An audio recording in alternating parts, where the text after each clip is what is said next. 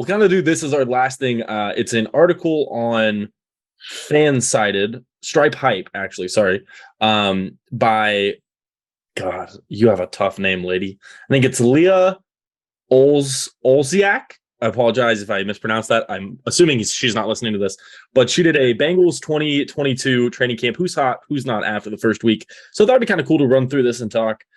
First one hot, Evan McPherson, pretty sick, hit a 65-yarder that honestly probably was good from 72. Yeah, so I went to the practice. I left a little bit before that. It was super hot, and I was with my family. But I made this comment, and I was like, what place is having a pop like this for a kicker? Because when he came on the field by himself, and everyone stood up and was giving it up for him. Just like it's look at where we've come from, man. Like Fat Randy. We had Fat Randy, and everyone thought the kicker was the worst thing of all time, and now everyone loves our kid. Like, good for us.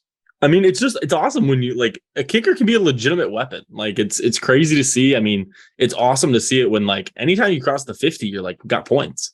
I think the Bengals have turned into one of those few teams, like the Ravens have been for a long time, where you'll actually see a jersey of a kicker. Yeah, I would agree. You'll see McPherson stuff at a game. It's just I ordered a fake McPherson jersey, so I've already got, because you can't order a real one. They just restocked them, but I also am not sure I'm paying $150 for a kicker jersey. Well, I want a white jersey, and they don't sell them. So, dude, they've sold out so many times because it's infuriating. I won't lie, but that's besides the point. Moving on, the first notch she lists is Lyle Collins, which I would say is fair. Pretty much just that he's been injured. And then I think Zach, she published this. I'm trying to see. I'm assuming it's probably today or yesterday. This was it was published a minute ago. Oh, we're hot on her. We're cooking, baby. We're great. And so she said that Zach said he's day to day, so it makes sense that he's not there and kind of underwhelming right now. So for sure, but I'm excited for him to get back. Injury problems too. He's had injury stuff in the past, and this one people won't love how I say this, but realistically, if I think you're hoping Collins got to play 12 games in the playoffs. That's what he's here for. He's probably going to miss a couple, but we've had bad O-lines. We can patch together a bad O-line for a game, I would want to, but if he's he's more, he definitely matters more later in the year. That's fair. I would agree. I mean, I just don't want to see any more Isaiah Prince. No, sorry to signal him out there, but yeah, I just don't want to see it anymore. Condoning what we've done at O-line for the last couple of years. I'm just saying, Collins, the guy, you need him. You're not pushing him back. For sure. It's before I don't really want him to honestly probably take a snap until maybe the third week preseason, just because of the fact of same thing. He's had back issues. So I think the third week of the preseason is going to be the new fourth week. It's just going to still be no one plays. You think so? Yeah, I do. I thought that fourth week, isn't there a bye? They have a bye week. Isn't it the third week off, then first week? Yeah. But again, I think that's also more of your last game. You're having your fringe battles. That's fair. Yeah. So you're playing the guys that might get cut. But also just there's no point to play your starters. That's fair. You don't want anyone going down. You lose. Who cares? The Colts. I don't think the Colts won a preseason game for 7 years with Peyton Manning. Yeah, but I mean, who cares? Yeah. The next hot she has on the list is Jamar Chase. Everybody's been saying he's been absolutely incredible so far. She embeds a tweet from Kelsey Conway, says, in case anybody was wondering, there's been zero regression in Jamar Chase's game so far. He looks excellent. She says, sorry, I almost burped there for you guys, but pretty much expected. I mean, he's going to cook. I think he has potential to be maybe the best receiver in football this year. I think he could make that kind of jump where, and I think we could see some regression from the top guys. So I don't know. Yeah. I mean, it's just remember a year ago today, we go back a year ago and we're sitting here talking about how he can't catch him training camp and how all the rest of the league is oh, this guy's a bust before he even plays a preseason game. He's not catching the ball well.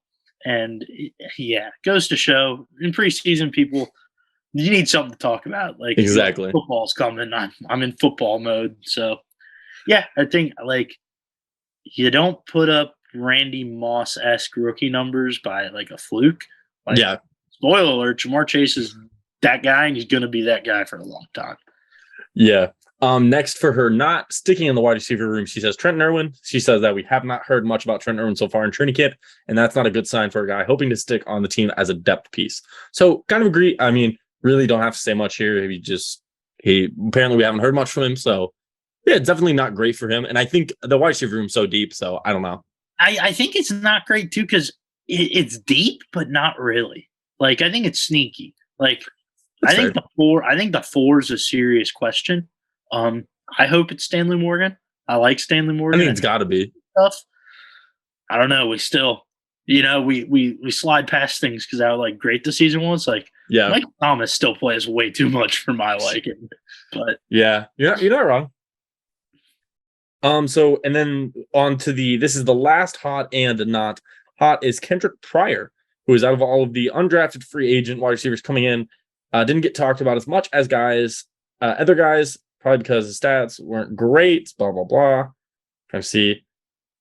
Ben Baby said on the second he had a strong day, great reps versus Cam Taylor-Britt on one-on-ones, making sliding catches and team drills as well. So seems like he's doing good. I mean, again, I haven't been able to watch a ton of stuff, but a UDFA is best, like a spot they can make it the team this year too is wide receiver. 100%. Like, he could beat out a Trenton Irwin, a Trent Taylor, a Michael Thomas. Like, Yeah.